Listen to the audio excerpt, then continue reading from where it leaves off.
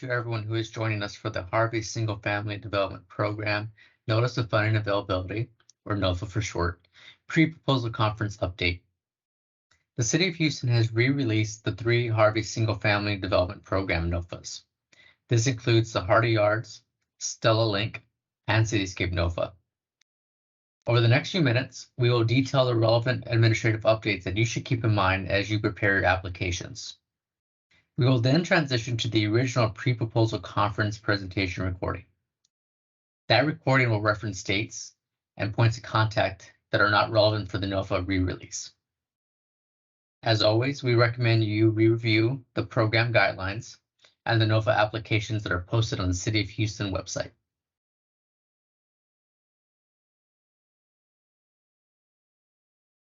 The original slides that are on the City of Houston website have been edited to reflect the current application deadline and the City of Houston's current point of contact. Scoring criteria, compliance, and application process remains the same. We do want to note, however, there are new solicitation numbers on these re-released NOFAs. Please keep that in mind when you're submitting your application into our application portal. For reference, we've included those solicitation numbers on this slide here. Notice that each individual NOFA has its own individual solicitation number.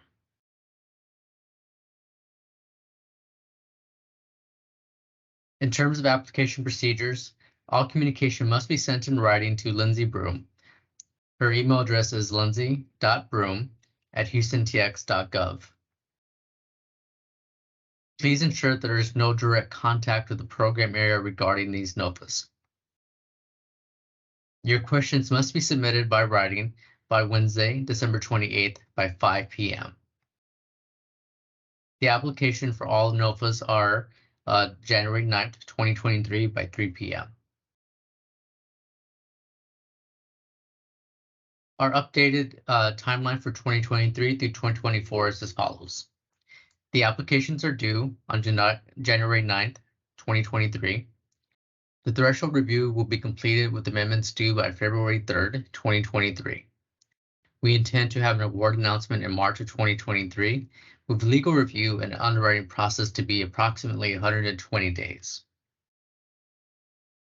At that point, City Council and the loan closing will be approximately May 2023, with construction time slotted to begin June 2023 going through July 2024. This brings us to the end of our updated NOFA slides. The next part of this presentation again will be the pre-recorded proposal from a month or two ago. Thank you for everyone for attending this updated session. And again, as always, please refer to the program guidelines and the NOFAs that are currently up on the City of Houston website. Thank you.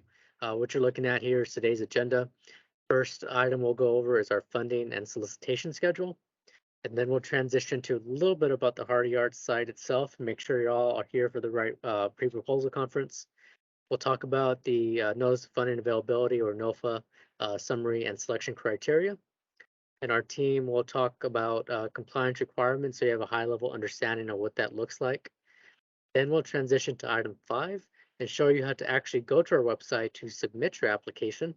And then item 6 here at the very end, just a couple of key resources. These are just FYIs for all of you who are interested in potentially applying for this NOFA. And then we'll wrap up with that Q&A at the end. But that's it. I'm going to transition and hand it to Lindsay Broom to walk through our funding and solicitation schedule. Hi, good afternoon. I'm Lindsay Broom. I'm the NOFA Evaluation Coordinator, and I will be going over the funding and solicitation schedule. And then later I will be showing you how to submit an application. So first of all, with regards to funding, there's approximately $20 million. This is Hurricane Harvey Community Development Block Grant Disaster Recovery Fund, so the CDBG-DR 2017. Funds allocated by the U.S. Department of Housing and Urban Development, HUD, to the Texas General Land Office, GLO. And here is our estimated timeline. The applications will be due on December 5th at 3 p.m. Threshold review and completion by December 16th. Award announcement before the end of 2023. Legal review and underwriting approximately 120 days. And plans to go to city council and close on the loan by April 2023. So that would put construction time May 2023 to July 2024. And these are some reference materials that I highly suggest that you look through before you submit an application. That is the Harvey Single Family Development Program Guidelines, Hardy Yard solicitation files, new homes for near North Side, and the City of Houston Hurricane Harvey website, and also the Glow Hurricane Harvey website. All right, and it's back to me again. So y'all didn't get that much of a break for me. Apologies for that. I did want to make a quick note. Apologies for the typo. Yes, on this particular slide, we meant for the award announcement, our goal is before the end of 2022 for the award announcement. Otherwise, everything else is out here. Everything else out here is our is correct. And of course, with timelines, the further out you project, the more variability it is. But these are our goals. And just as an FYI, we are going to send the recording and these slides out, and we'll make that correction to everyone registered for this event. And back to the slides themselves, we'll just talk a little bit about the Hardy Yard site. For those of you that aren't aware, this is in the near north side. Here's a pretty good overhead map of where we're looking at. The site itself is 10.7 acres. It's a great location. Oops, sorry. One more. Let me go back here. This is a site plan put together by one of our consultants for 219 townhomes. I want to make it clear this is draft, just as an example of what the site could look like. Each developer will present their own site plan as part of their application materials. But as you can see here in this site plan, we encourage creativity. So you can use it as the base for going in a completely different direction as long as they adhere to the program guidelines in our NOFA application. So the Hardy Yard site itself is 10.7 acres. And as you might have been able to tell from that screenshot, it is near North Main Street in Burnett. And so it's literally a walk. You could walk direct to that Burnett Transit Center. So it's site is a great transit center station with a great view of downtown. So it's a site that we're excited about to partner with one developer to develop. And with that, we're going to go ahead and talk about the meat of our presentation today, which is the NOFA summary and selection criteria. Before we start talking through these slides, I want to reiterate something Lindsay said. This is a high-level summary of the NOFA. We highly encourage you to read that document in detail, as well as the Harvey Single Family Development Guidelines. That is the Bible that you will base your application on. So we're here to answer questions. We try to condense those documents, but it's still your responsibility to go through and read and have that thorough understanding before you start working on that application. So our project summary, at least 51% of the homes that we built at that site, at the Hardy Yard / near Northside site, must be sold at affordable prices to low to moderate income home buyers. The city currently owns that site, and we will convey that land and finance a portion of the infrastructure or construction costs to the awarded developer. It will be that developer's responsibility at that point to build, market, and sell the homes. As Lindsay mentioned earlier, this is made possible through CDBG DR17 funds. Approximately 15.8 million of the 20 million is in land acquisition and due diligence. And again, that will be the site will be conveyed to the developer, the awarded developer, with 4.2 million in forgivable loans that will be made available for either land infrastructure or home construction. That will be up to the awarded developer to decide how they would like to finance that deal. In terms of eligible projects, first thing to talk through is the bedrooms. Only 3 and 4 bedrooms on this site will be allowed. The affordable homes must be of equivalent size, quality, materials, and finishes as the market rate homes. It's also not allowable to have perceptible concentrations of homes by income level. And this site will only be for new construction, although the city will consider site-built or prefabricated approaches. There is a master declaration of covenants, conditions, and restrictions. Again, when you go through the supporting exhibits, and we'll show you where that's at a little bit later, take a look at that, make sure you consider that as you begin putting together your proposal. As I mentioned earlier, at least 51% of the homes must be sold to households, LMI households, but specifically households at 80% AMI, area median income or below, as determined by HUD. And the affordable homes can only be sold to households that were directly or indirectly impacted by Hurricane Harvey. For context, for clarity of how we're defining that, if you lived in the city of Houston on the day Hurricane Harvey hit, you were directly or indirectly impacted by the hurricane. And the department, HCD, will verify incomes based on the current year HUD income limits. So we are going to now transition to evaluation and selection process.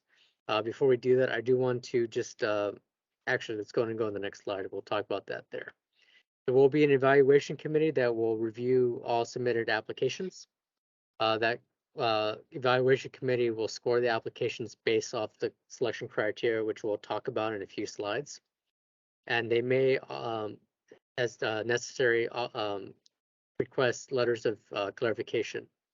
So I do want to kind of take a pause here and just kind of give a few tips for those of you that are interested in applying for this application for this NOFA. The evaluation committee will not be anyone from the program area. They will be folks from the city of Houston, smart individuals, but they're going to come from a different walk of life. They'll have different jobs. So what I'm trying to communicate is when you're putting your application together, be thoughtful on how you are putting that together. Write your application as if it's you're writing to someone who's very smart, but they may not be knowledgeable on certain things that you are knowledgeable on. So things like acronyms, jargon, spell that out. Highly recommend things like cover sheets. Make it as easy as possible for this evaluation committee to look at your application and be able to connect the dots on what it is you're trying to communicate. Kind of think of it as a first date. You got to explain it at a high level, thorough, don't hide important information. And when I say hide, I mean don't accidentally put important information on page 47 of your application. Make it as easy as fine for that evaluation committee. So now that I'm off that soapbox, we can talk about threshold criteria. No officer, director, or owner has been banned or debarred from doing business with either the HUD, the GLO, or the city of Houston. Your company must have a certificate of account status from the Texas Comptroller. You as a developer must have at least a minimum of 5 years prior proven development of experience of 200 or more homes. And if you are a nonprofit company, this is applicable to you, we will also need that current 501c3 tax exempt status form. So now we're going to go over the next 5 or 6 slides or so, the scoring evaluation. So I'm going to just actually pull up all of the categories and we'll just walk through it together. And then each of these we'll talk about in more detail on dedicated slides. So it's a total of 100 available points. The biggest bucket is developer capacity for a total of up to 50 points. And each of those has, there are 5 subcategories with up to 10 points in each subcategory. So one will be prior experience worth up to 10 points, single family home development experience, access to capital, financial strength, and prior experience with affordable housing. Each of those subcategories will be worth up to 10 points. The next category will be disaster resilience, energy efficiency. Each of those will be worth up to 10 points as well. We also have a section for community feedback and priorities, also worth up to 10 points. And the final category, and again, we will have a slide for each one of these, at least one slide for each of these, is affordability value, which will be worth up to 20 points. And again, I do want to make sure as we're about to transition to each of these, if there's any doubts, any questions, please put that in the chat. That's what the purpose of this pre-proposal conference is for. And after that, you will have to submit your questions in writing, which we will talk about as well. So this is your opportunity to ask these questions while we're all in the conference together. So that said, let's talk through the first section of developer capacity, which is 1 of 5 prior experience, again, worth up to 10 points. The source for this will be in that the evaluation committee will look to look at this to grade you on, will be your application content and project narrative, your company bio specifically. The applicant with the greatest number of single-family homes developed in the prior 10 years will receive the full 10 points in this category. All other applicants will be awarded points proportionately. So here we'll have an illustrative example of what that will look like. So in this illustrative example, developer A in their company bio said they have done 500 homes. And they, in this, again, illustrative example, had the most amount of homes, so they received the full 10 points, the 500 divided by 500 times 10. Developer B has submitted in their application that they have developed 375 homes. So you take that 375 divided by the 500, which was the largest amount from all the developers, multiply it by 10, and developer B received 7.5 points of the total 10 points. And the final portion of this illustrative example is developer C, who submitted that they've developed 100 homes. So you take the 100 divided by the 500, which again was the most number of homes, multiply that by 10, and they received 2 points in this illustrative example. So wrapping up this prior experience, HCD will accept multifamily developments based off the number of units produced, whether that's rental or sales. The highest scoring developer may not score more than 5 points greater than the second highest scoring developer. And we will round the final outcomes to the hundredths place. Moving on to the second category under developer capacity, which is single family home development experience. Each of these subcategories again is worth up to 10 points. The evaluation committee will look at your application content and your company bio to find this information. So this is not like the prior example one where you're being ranked against each other per se. If you have 20 plus years of single family experience, you will receive 10 full points. 7 points for 15 to 20 years of single family experience. 5 points for 10 to 14 years of experience. 3 points for 5 to 9 years. And if you have less than 5 years, you will receive 0 points under this category. Again, we're going to be sending this presentation to you, but this is all covered in the NOFA document itself, and we highly recommend you read that before submitting your application. Category 3 under developer capacity is access to capital. And the evaluation committee will look at your conditional letter of commitment from your financial institution. You will receive 10 full points for letters demonstrating past financing on similar scaled projects that are also indicate they're interested in financing you and this development. You will receive 5 points if the letters demonstrate past financing on lesser but relevant scale projects and indicating interest to finance, and no points if the developer does not submit letter. Category 4 under developer capacity is financial strength. Here, the evaluation committee will look at your financial statements. Financial statements will demonstrate liquidity that's proportional to development cost. And here we have an illustrative example. Developer A says in their application that development costs will be $60 million and they have $30 million in liquidity. So you will take that $30 million in liquidity divided by the $60 million in cost, multiply that by 10 for a total of 5 total points. Again, this category is a maximum of 10 points. It's a maximum of 10 points. In theory, more than one developer can get that full max of 10 points, so you are not being proportionally ranked against each other in this category. And the last part of developer capacity, section 5 of 5, is the developer's affordable housing experience. The evaluation committee will look at your application content and your project narrative, including your company bio and your organization chart supplement. The developer with the greatest depth and range will receive the full 10 points. Everyone else will receive fewer points in proportion to the city's determination compared to the highest ranked developer. So this, just to be explicit, this particular subcategory will be qualitatively scored by the evaluation committee, and that puts you back on the soapbox again to make it as easy as possible when you're putting this together for the evaluation committee to understand your work. Make sure you're thorough in your application content and your company bio and your org chart supplement.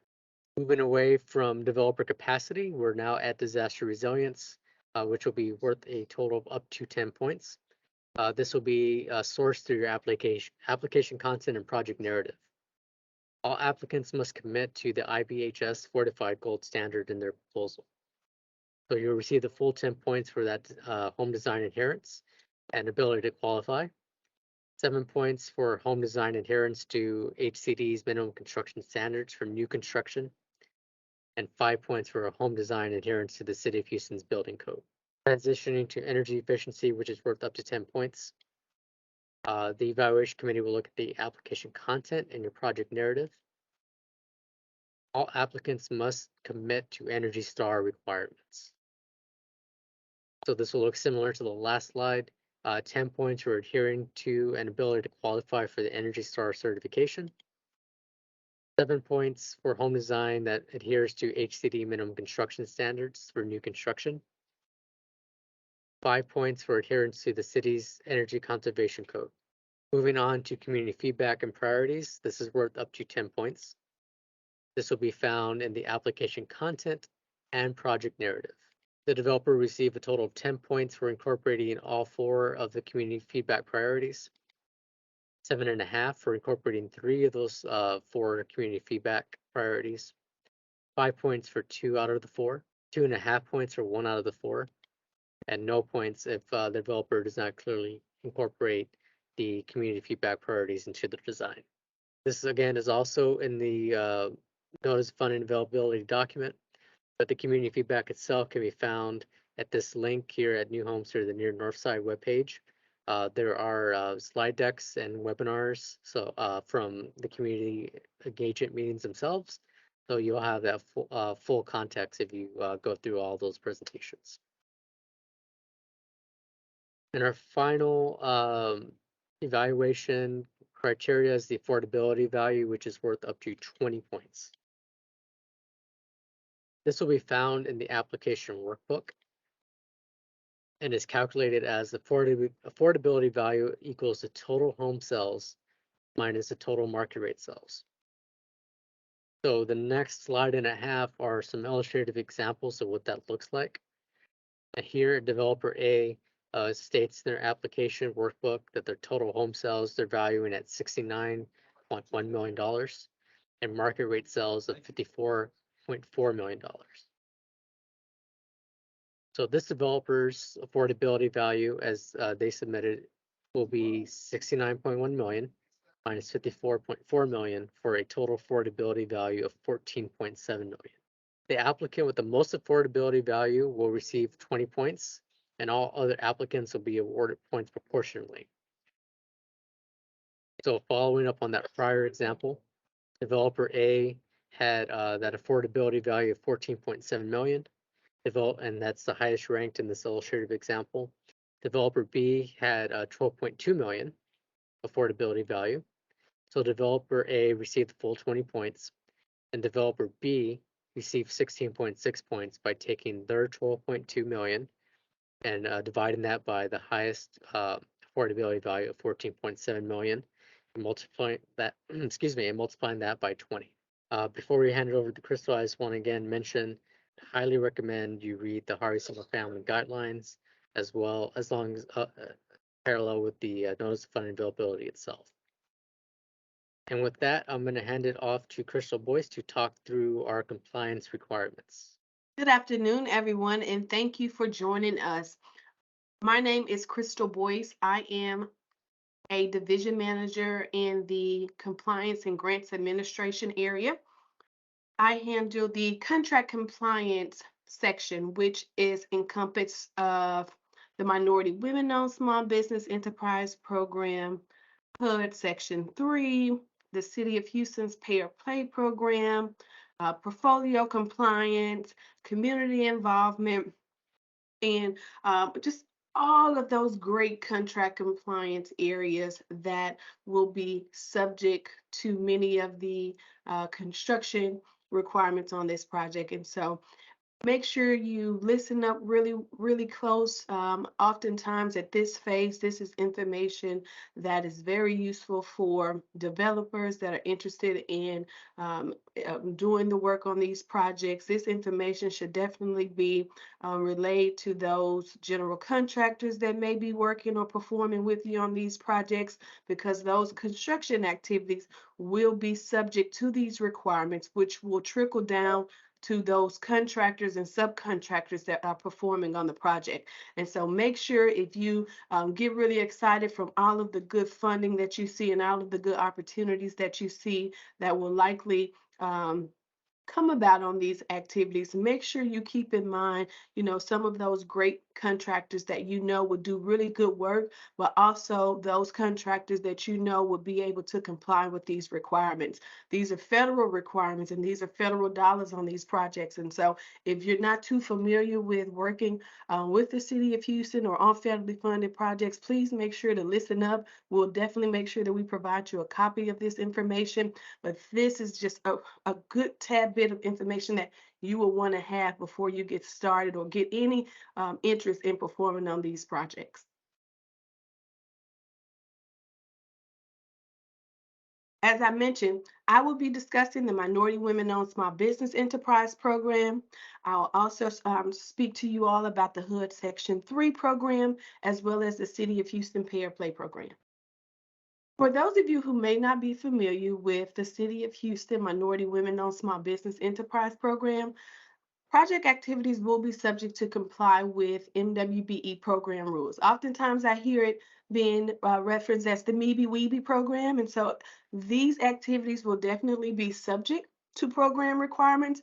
There are federal requirements as it relates to the MWBE program, and there's also City of Houston requirements. And basically what the program is, if you're not familiar with it, we want to make sure, and as a constituent of federal funded dollars, you want to make sure as well that we are being able to provide to the maximum extent opportunities on these procurements and on these contract opportunities for those individuals and for those businesses that own Minority Women-Owned Small Business Enterprise Program. And so to the maximum extent, we try to make sure that those companies and those businesses are also included within those selection processes. And so if you're not familiar with that program with the City of Houston, please make sure that you look at the Office of Business Opportunity. They actually oversee the entire program for the City of Houston, but we're one of the departments that actually administer these program rules on many of our projects that are subject. And so for these particular projects on the upcoming activities, they will too be subject to MWBE program requirements. And you also see reference always the federal regulations that you can always go to, as well as the Chapter 15 ordinance with the City of Houston guidelines.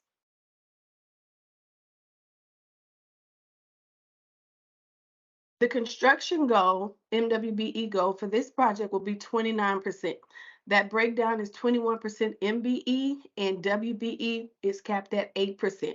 So you want to make sure that when you're looking at those companies or businesses that you plan to utilize to meet these goal requirements, please, please, please make sure that you understand that only firms that are certified through the City of Houston Office of Business Opportunity can be utilized towards demonstration of your good faith efforts to meet the 29% MWBE goal requirements. Great news. So there has been an update to the MWBE policy for the City of Houston. Now the actual primes that are performing on the projects can self-perform up to 50% of the total contract goal. Okay, so what this means is that the prime will have the ability to choose which goal they would like to receive credit for, be it MBE or WBE. And when we review the information that'll be required later down the line that demonstrates how the general contractor will meet the goal requirements, you can, as a prime, if you are a prime, can also list yourself on that participation plan to meet a part of that goal up to 50%. Okay.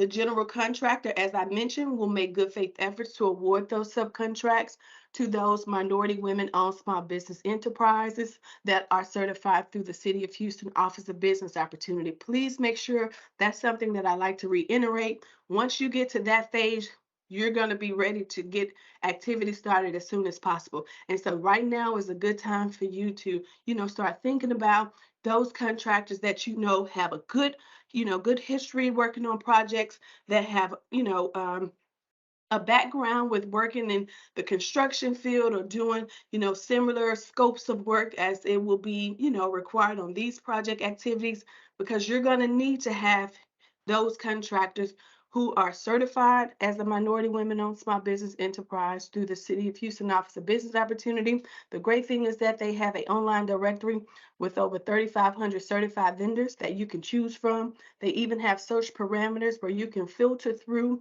and put the designation. So if you're looking for an MBE, that's a roofer, or if you're looking for a WBE, that's a compliance consultant or a painter, you can filter that information and you can actually get those companies that have active certifications on the projects, and you can have those individuals and those companies to be listed. You want to make sure that you don't just take the word of those contractors. Oftentimes, contractors can get it confused. They'll tell you that they have certifications with the City of Houston, and maybe that certification is actually a hub certification, which is absolutely great. But unfortunately, on City of Houston projects, we recognize those contractors that are actually certified through the Office of Business Opportunity. So you want to go on and take the time to verify that information once it gets to that phase. And if you know contractors that may not have that certification that could do good work for the City of Houston, I definitely encourage you to share this information with them so they can go on and start the process.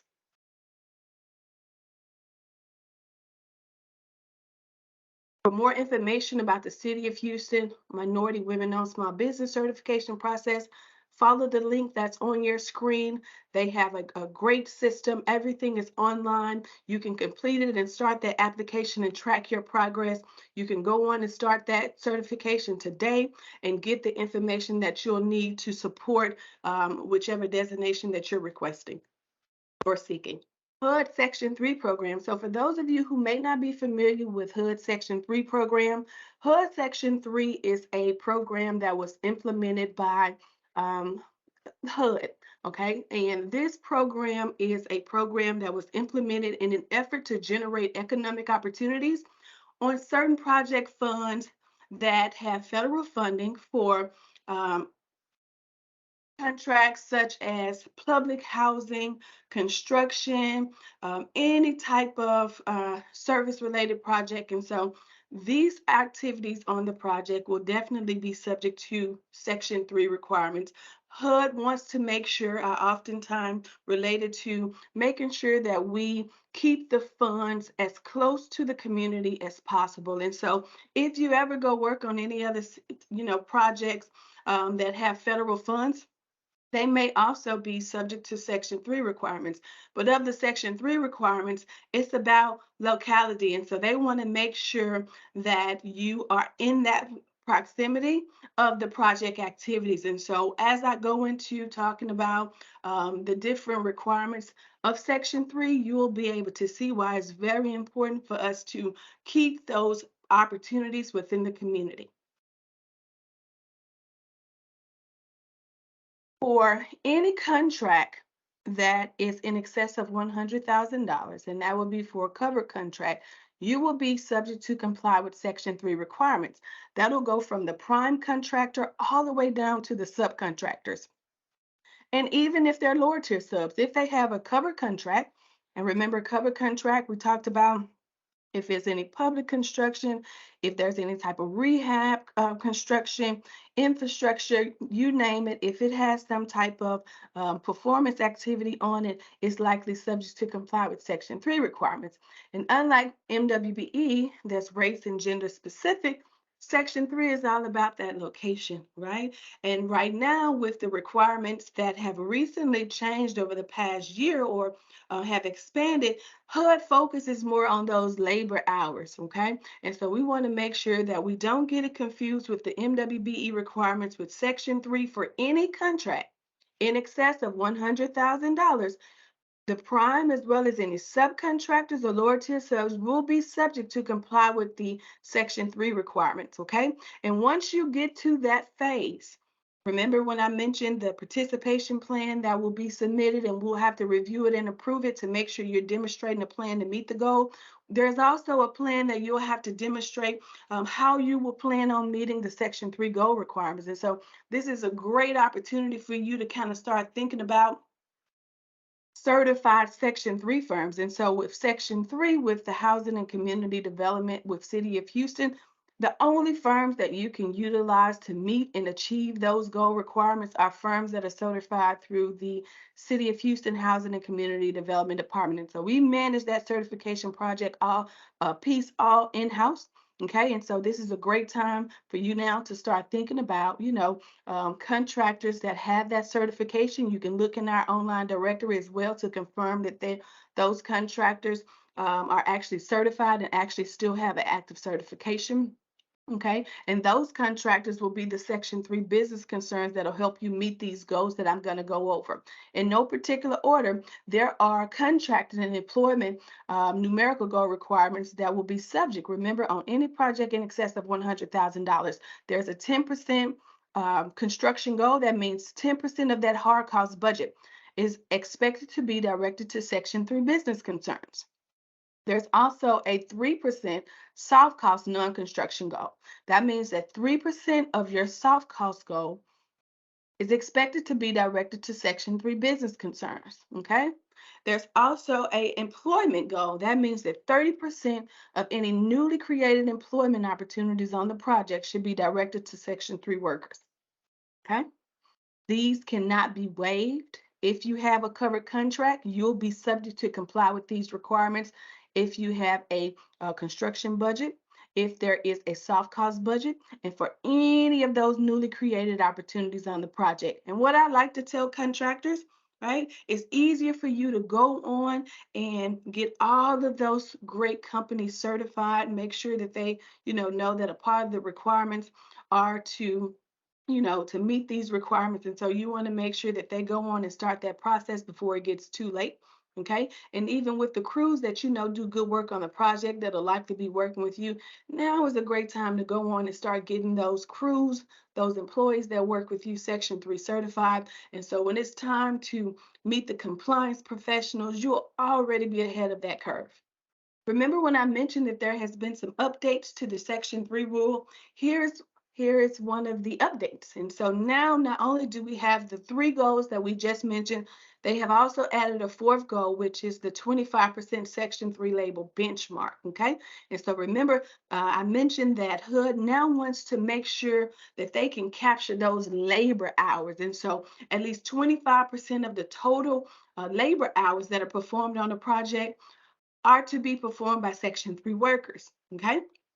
There's also a Section 3 target percentage goal requirement, and that means that at least 5% of the total labor hours worked on the project should be performed by targeted Section 3 workers. And what I'll do coming up, we'll have a breakdown so that you can understand what a targeted Section 3 worker is, what a Section 3 business concern is, and what's defined as a actual Section 3 worker, okay? And so of this 25%, at least 5% of the 25% is expected to be performed by targeted Section 3 workers, okay?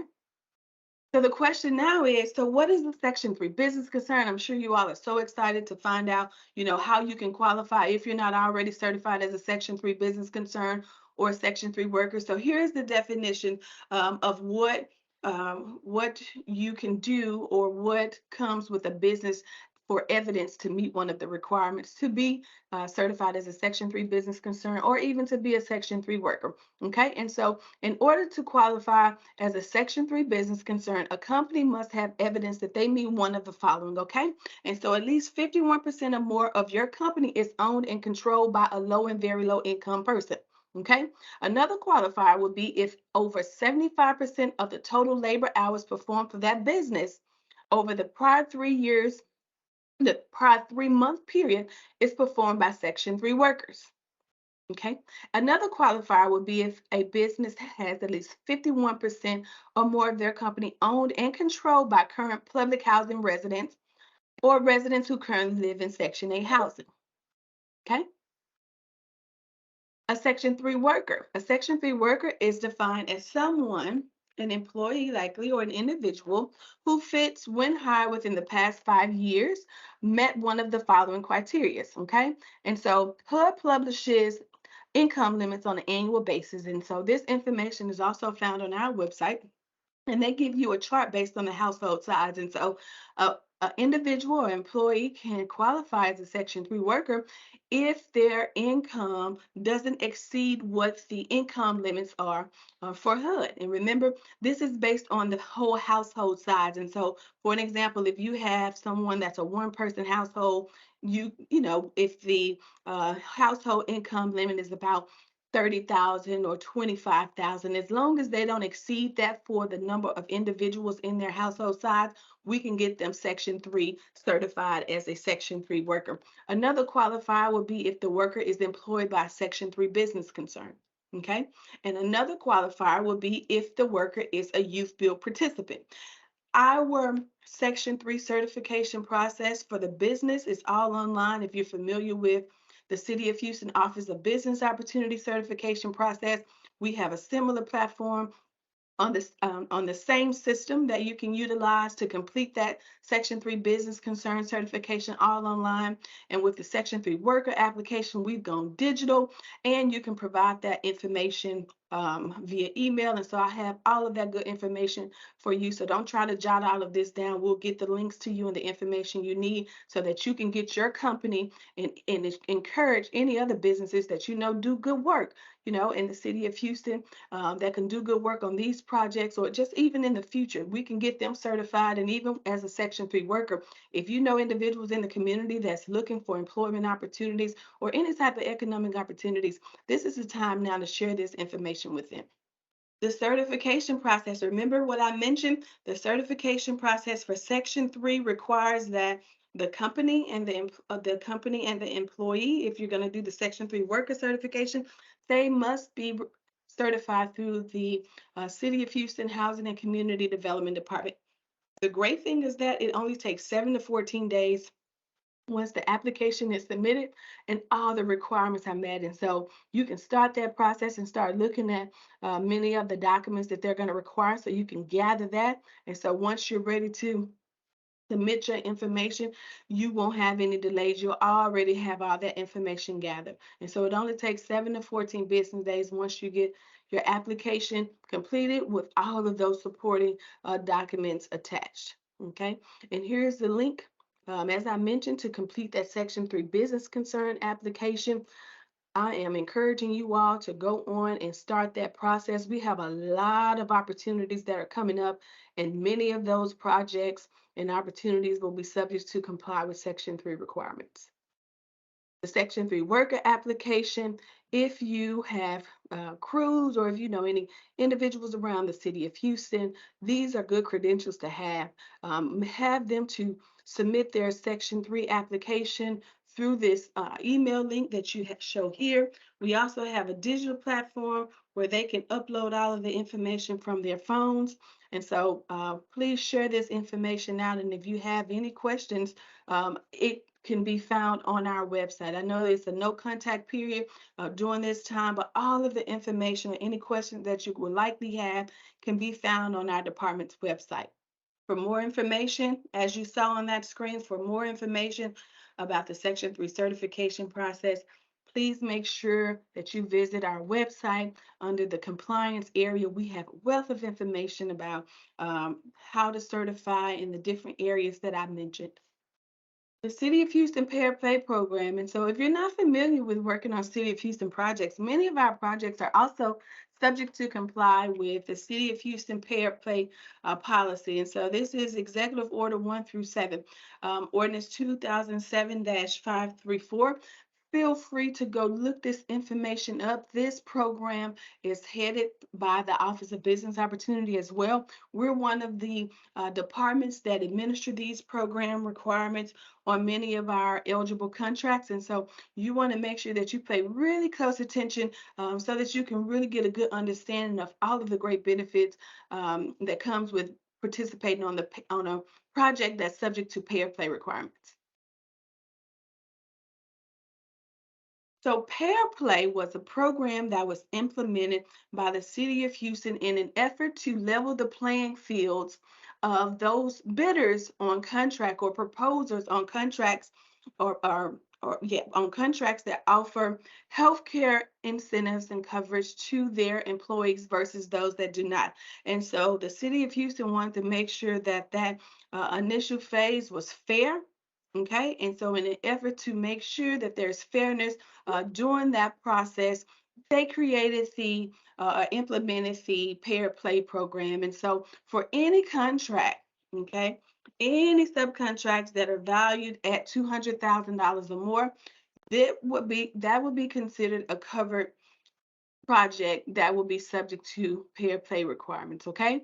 And so for any contract, right? So for any contract, any project that is valued at 100,000 or more, that project we know will be subject to Pair Play requirements. And of that, if there's any subcontracts on the project, okay, any subcontracts valued at $200,000 or more, that contractor will be subject to comply with Pair Play requirements because it's considered a covered contract. A covered contract would be a subcontract in excess of $200,000, and that also includes amendments, contingencies, and any supplemental terms.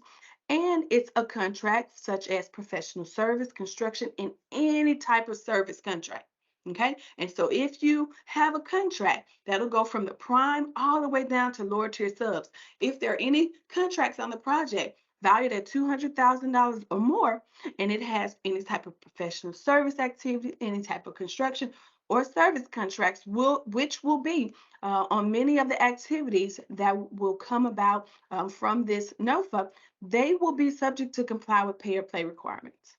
Okay, and so for those contractors that have covered contracts, in order to comply with the Pair Play requirements, you are going to have to provide these opportunities to covered employees. And so a covered employee will be someone who is at least 18 years of age or older, works at least 30 hours per week, and works any amount of time on a City of Houston contract. Okay? And so remember, if you have a contract that meets the $200,000 threshold, okay, you're going to be expected to comply with Pair Play requirements. Of the Pair Play requirements, the individuals that are going to reap those benefits will be the covered employees. And so remember, as I mentioned, they must be at least 18 years of age or older, work at least 30 hours per week for a covered contractor, and work any amount of time on a covered city contract or subcontract. Those would be the individuals who will be expected to receive a Pair Play benefit. If you choose the pay option means that you're going to pay $1 per regular hour per regular hour worked on a contract with the city, okay? And those are regular hours, so overtime doesn't apply, okay? And so if you're going to do that, make sure that when you communicate this with your employees, that they understand that they won't get a $1 pay increase with their compensation. If you choose the pay option, that $1 per regular hour worked on those City of Houston contracts is going to go into this big, large, huge contractor responsibility fund. And it'll help with several programs offered throughout the City of Houston that helps with uninsured individuals, okay? And so it helps them on those projects, but please make sure that your employees understand that they won't get an increase pay-wise, compensation-wise on their on their benefits, okay? This fund is for a contractor responsibility fund, which is also a great opportunity to help others around the city of Houston who may not have health care coverage.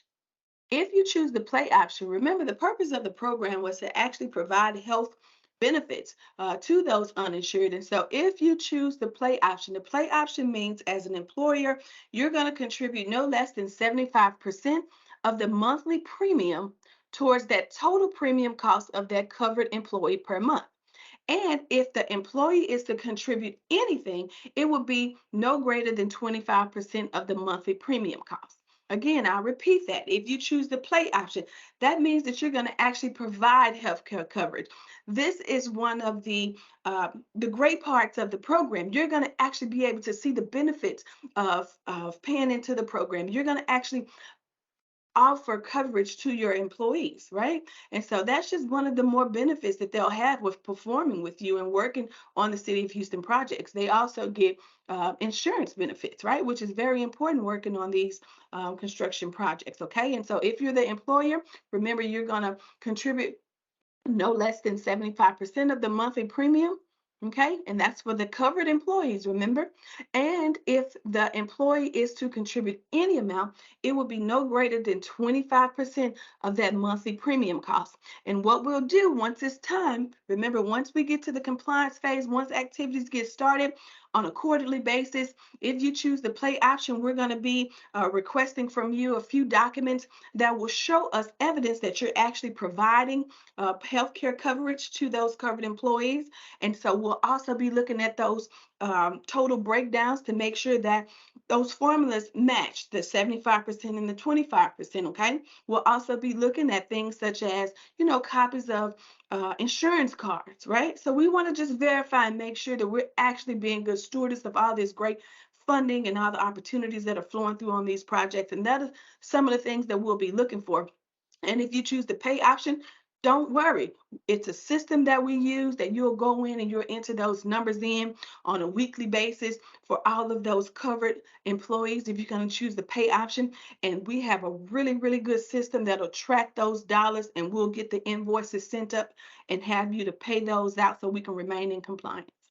Fair play workforce provisions. Do you all remember when I mentioned it's just easier to go on and get everyone certified? And so this is the reason why. And so not only do we have the MWBE requirements, we also have the HUD Section 3 requirements. Okay, we also have the fair play requirements, but we also have an extra layer of compliance on this project. And so this means that this project was likely funded with DR-17 funds. And of those requirements, the mayor and a lot of important people saw the need for us to make sure that we have an extra layer of compliance on the project to make sure when HUD and all of the other funding entities look and review the work that we're doing, they can see that we not only make a good faith effort, but we go over and beyond to make sure that we comply with the rules and make sure that all of these good workers that are actually on site doing the work gets to reap the best benefits. So what that means is that all Section 3 workers and apprentices must receive pay or play incentives. Okay, now Davis-Bacon will talk about all the apprentice requirements, but I just want to make sure that everyone's aware that if you have a certified Section 3 worker and if you have anyone that's classified as an apprentice worker, they are to receive pay or play benefits. If there are any questions about the pay or play program, okay, if there are any questions that you have about the pay or play program, remember, pay or play is a program that has all of the big main functions overseen by the City of Houston Office of Business Opportunity. And so they have a wealth of information on their website. You can also go on the Housing Department website so you can see some of those forms so you can already start getting familiar with it so you can see that, it's not much information that we require, but the information that we do require will be very, very helpful in showing that for reporting and auditing purposes that we're doing a good job at complying with the program rules. If you don't have any questions for us that you haven't already put in the chat, I wish all of you well and good luck on the project. I look forward to working with you all once you get to the compliance phase. Thank you. Thank you, Crystal, for all that great information. And we're going to transition and hand it to Maribel Rodriguez to talk through the Davis-Bacon and related acts, DBRA. Good afternoon, everyone. My name is Maribel Rodriguez, and I am an admin coordinator here at the Housing and Community Development Department. I oversee the Davis-Bacon compliance team, and I'm going to be briefly going over the Davis-Bacon and related acts requirements, in addition to the workforce protection measures that Crystal mentioned. So what is Davis-Bacon? Davis-Bacon is a federal regulation which includes numerous related acts. It applies to federally assisted contracts in excess of $2,000 for construction, alteration, and/or repair, including painting, decorating. Federal assistance is provided through grants, loans, and loan guarantees. It requires contractors and subcontractors to pay their laborers no less than the local prevailing wage and fringe benefits determined by the United States Department of Labor, the DOL. Davis-Bacon and related acts. I'm going to talk about several acts, which one of them is Contract Work Hours and Safety Standards, that's known as QASA. It establishes the regulations of time and a half after 40 hours. It establishes a $29 per day liquidation damages penalties for an unpaid overtime. Another act is the Fair Labor Standards Act, the FLSA. This act establishes minimum wage, overtime pay, record keeping, and youth employment standards affecting employees in the private sector and in the federal, state, and local governments. The Coupland Act, which is an anti-kickback act, provides provisions that prohibits the kickbacks of fees, wages, commissions, and grants of gifts by employees or contractors to work on benefit from project federal funds. It requires submission of certified weekly payrolls, which requires that payrolls be submitted every 7 days. It regulates all allowable and disallowable employee payroll deduction wages. The Department of Labor Code of Federal Regulations, that the CFR 29 includes Part 1, 3, and 5. One, determination of wage decisions. Part 3 goes over the Coupland Act provisions, and Part 5 goes over the labor standards provisions for contracts. The City of Houston Workforce Protection Measures. This is an additional workforce requirement enforced by Davis-Bacon.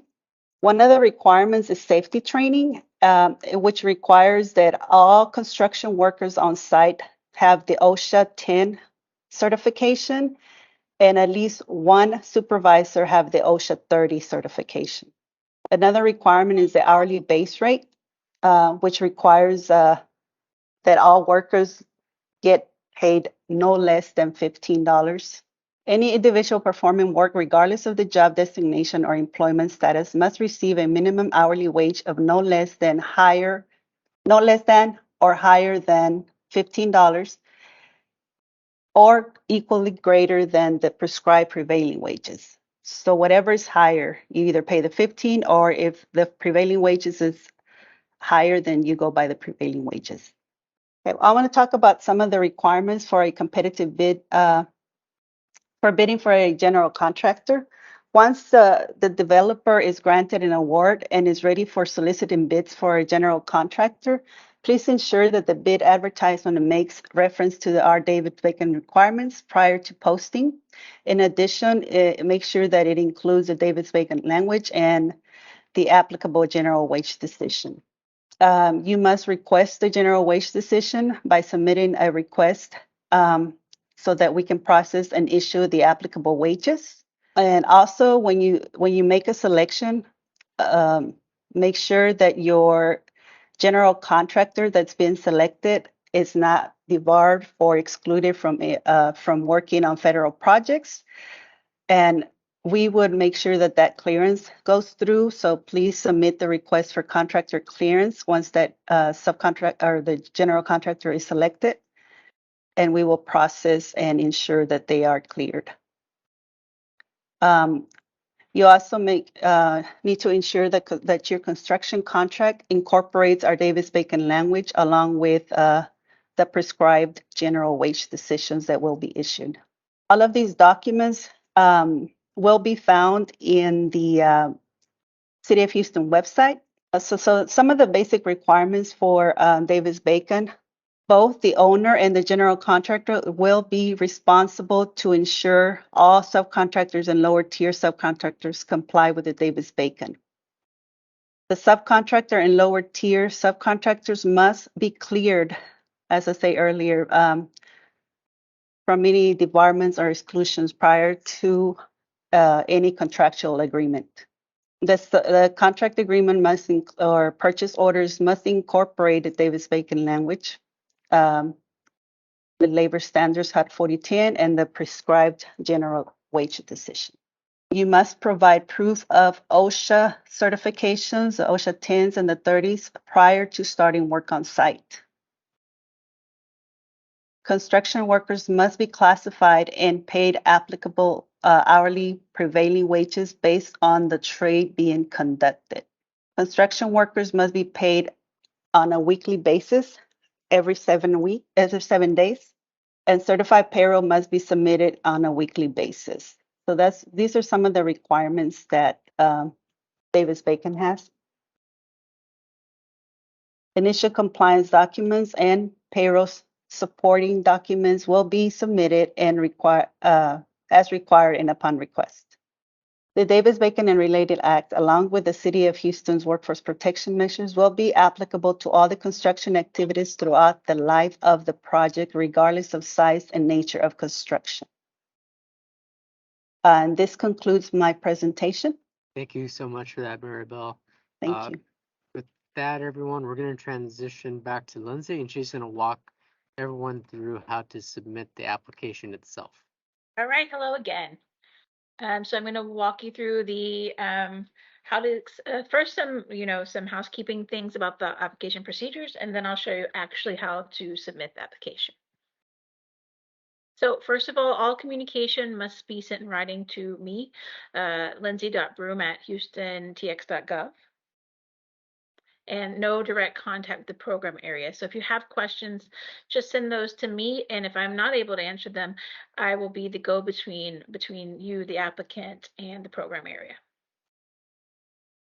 And all those questions must be submitted by Tuesday, November 15th by 5 p.m. So that's a quick turnaround. So I encourage you over the weekend to look over the NOFA, come up with any questions you may have, and submit those to me by Tuesday at 5 p.m. And then the application due date is Monday, December 5th by 3 p.m. And that will all be done via an online portal, which I will show you momentarily. So portal can be found on HoustonTexas.gov/housing, and I will go through that and show you how to get to that website. But also you can find information at City of Houston Hurricane Harvey website, which is recovery.houstontx.gov. So this does mark the beginning of the no contact period, and I'm just going to read the next couple of slides because this is just information that you need to know to protect yourself and protect us from getting in any kind of trouble if you're trying to reach out to anyone within the City of Houston besides myself within the next few weeks. Neither applicant nor any person acting on the applicant's behalf shall attempt to influence the outcome of the award by the offer, presentation, or promise of gratuities, favors, or anything of value to any appointed or elected official or employee of the city, their families, or staff members. Neither applicants nor any person acting on applicant's behalf shall attempt to influence the award by the offer, presentation, or promise of gratuities, or anything of value to any appointed or elected official or employee of the city, their families, or staff members. All inquiries regarding the solicitation are to be directed to the designated city representative identified on the first page of the NOFA. With the exception of the applicant's formal response to the solicitation and written request for clarification during the period officially designated for such purpose by the city representative, neither applicant nor persons acting on their behalf shall communicate with any appointed or elected official or employee of the city, their families, or staff through written or oral means in any attempt to persuade or influence the outcome of the award, or to attain or deliver information intended to or which could reasonably result in an advantage to any applicant from the time of the issuance of the solicitation through the pre-award phase and up to the date the city secretary publicly posts notice of any city council agenda containing the applicable award. However, nothing in this paragraph shall prevent an applicant from making public statements to the City Council convened for a regularly scheduled session after the official selection has been made and placed on the City Council agenda for action, or to a City Council committee convened to discuss a recommendation regarding the application. Hey, Lindsay, that's the end of that section. Do you want to go ahead and walk through the portal page? Yes. Yes, so I'm going to walk you through how to find the application portal and how to apply. Hold on 1 second, let me just get my screen. Okay, so this is the housing website, houston.tx.gov.housing. So you can just slide down and go to For Businesses, Funding, Contract Opportunities. And this is our funding page. So it's the landing page for all our funding opportunities. And then you're going to select NOFA, Notice of Funding Availability. And the very first featured NOFA is the Large Tract Hardy Yards NOFA. So here's a little blurb about the projects. And then the very first tab here you see is View NOFA, which will take you to the actual solicitation. This is the strategic purchasing website, and they post all of our NOFAs for us. And here you can see this is the actual NOFA. You should read this in its entirety before applying because it has all the scoring criteria, all the threshold requirements, the due dates, and the application procedure. I wanted to show you one thing on here because I noticed on Jeremiah's threshold slide, there was one threshold item that was missing. So if we go down here, sorry for the scrolling. Here on page 11, evaluation criteria, threshold minimum requirements. The slide that he included had 4 thresholds. They're actually the 5th threshold requirement, and that is a $1,000 application fee, and that needs to be hand delivered to 2100 Travis Street, 9th floor, by the NOFA deadline, which is December 5th at 3 p.m. So sometime between now and submitting the application through the portal, you'll need to also bring this check in person to 2100 Travis, which is the headquarters for the housing office. So you go back to the funding website. So here we have the View NOFA. Then we have the program guidelines. You can look, and you do need to read through before you apply as well, because this gives you the parameters for the program itself. And then we go to View Applicable NOFA Documents. So in the applicable NOFA documents, we have all the documents that are going to be required for your application. So I'm going to show you this first item, the Hardy Yards NOFA application checklist will be your guide for your application packet. So this document tells you every single thing that should be included in your packet. So in order to have a complete packet, you need all these items. So there's 19 for the application content, and then there's 5 additional documents required to show that you meet threshold. So all those documents should be present when you submit the complete application. Let me move this over. Let me show you where you submit the documents. So if you click the last tab, HCD NOFA Document Submittal Portal, this is the actual portal itself where you'll submit the documents. So if you go to Our Documents for a NOFA submission, yes. And when you put in the solicitation number, which for this particular one is T32558, you can find that on the NOFA itself. You'll see that it already populates Hurricane Harvey DR17 large tract single family development at Hardy Yards. So it already gives you that information. And so you just need to put in your project name, project address, your zip, and then your organization info.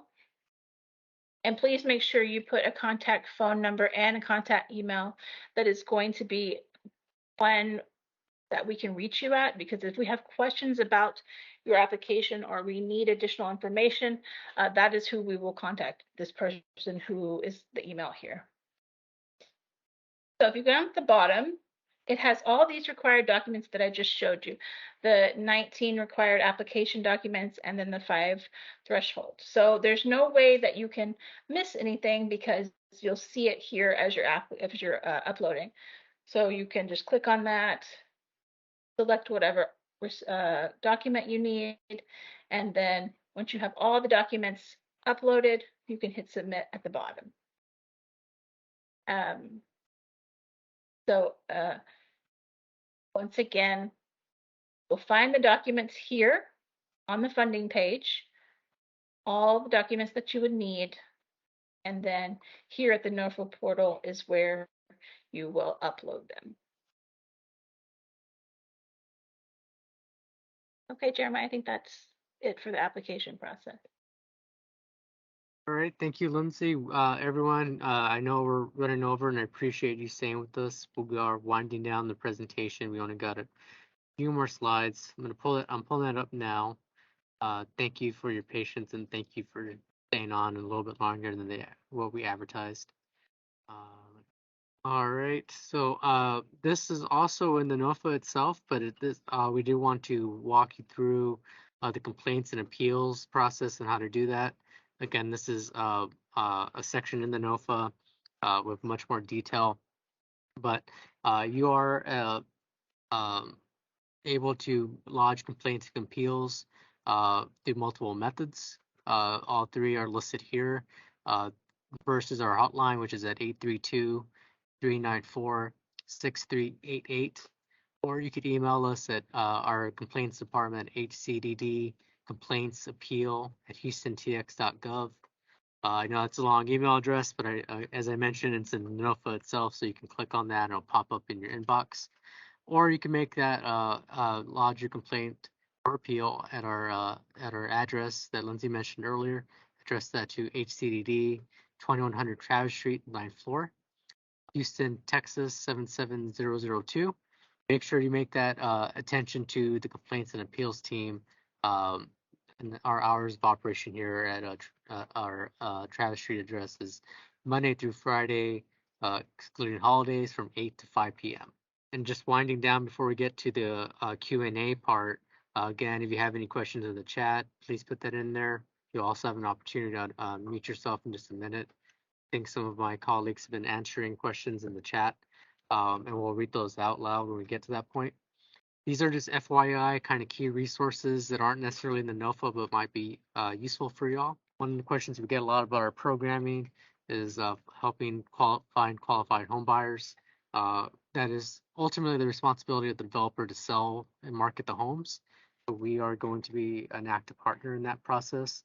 And we've already started that process as we've launched a new home buyer interest survey. Here is a link to that. And to the right is what kind of it looks like. We also have our website and contact list and future webinars that we use to reach out to our constituents to let them know about our programming. So this is something we've already started letting folks know, that homes are coming to Hardy Yard / near Northside, and we can tell you that there's been significant interest from folks when we talk about that. And we also will have an income eligibility team that will qualify folks and make sure that they're income certified. So that will be something that we will do on our end. So for the award developer, that's something I know that will be of keen interest to them. We have staff that's been trained to do that and have done that for years. So that is something that will be a resource for that awarded developer. And finally, last slide before we get to the Q&A. These are City of Houston resources that are kind of outside of our department. Some information about the developer participation contract, DPC, impact fee exemptions, and also we do have interlocal agreements with Public Works to help expedite permit processes and a dedicated portal access. And so for the awarded developer, we are able to help expedite that permit process, put you in front of the line, the metaphorical line. So this is something that we have already worked on for that awarded developer. that agreement's in place. So that's something that we can definitely do to cut down that time up front. And so with that, we can go ahead and go into the questions and answers. My colleague Don Lee is going to go through the questions we had in the chat as well as the answers that have been put into the chat as well. And once she goes through that, we'll go ahead and open it up for just general Q&A. So Don, I'm going to hand the mic to you. Thank you, Jeremiah, and thank you everyone for staying with us this long. We just have a few questions in the chat. The first one is, will there be a record of who is on the call in case we want to pursue partnerships? And that response for that is, unfortunately, we won't send out contact information. We will email the presentation slides and recording. The awarded developer will choose their general contractor and other vendors to complete the development. And then the next question that we have is, what are the differences between the NOFA and Hardy Yards and the one issued in December 2021? And that response was, we streamlined some of the application materials and updated others, like the application workbook. Many of the substantive aspects, such as award amount and scoring criteria, are identical. Just a few more. The next question is, how does HCD intend to deal with rising interest rates?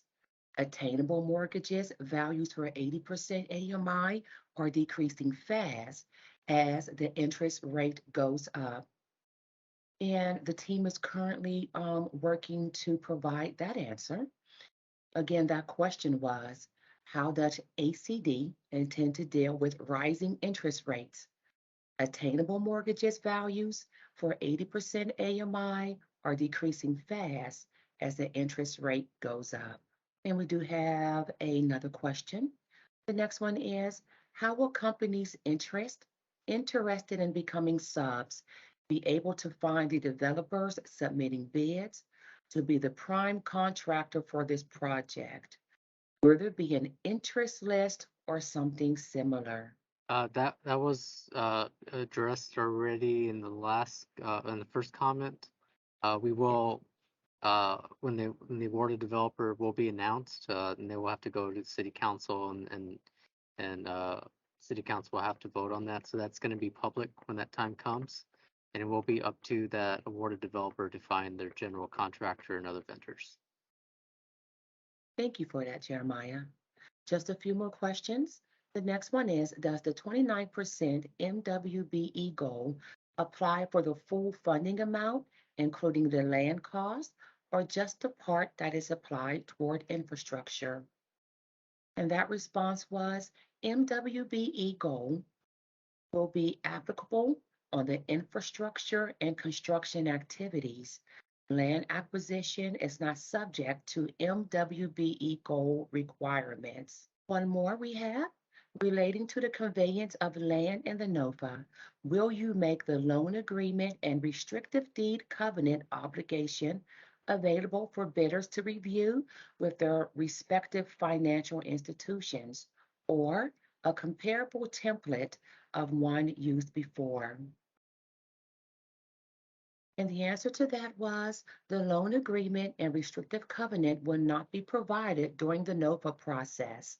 The documents will be shared with the awarded developer. The next question is, are bidders allowed to engage the firms that provided the preliminary site design on this project? And we are still working on that response. So that question was, are bidders allowed to engage the firms that provided the preliminary site design on this project? And then we have one last question, and that question is, down payment assistance, is this a top line or bottom line figure when calculating the affordability example?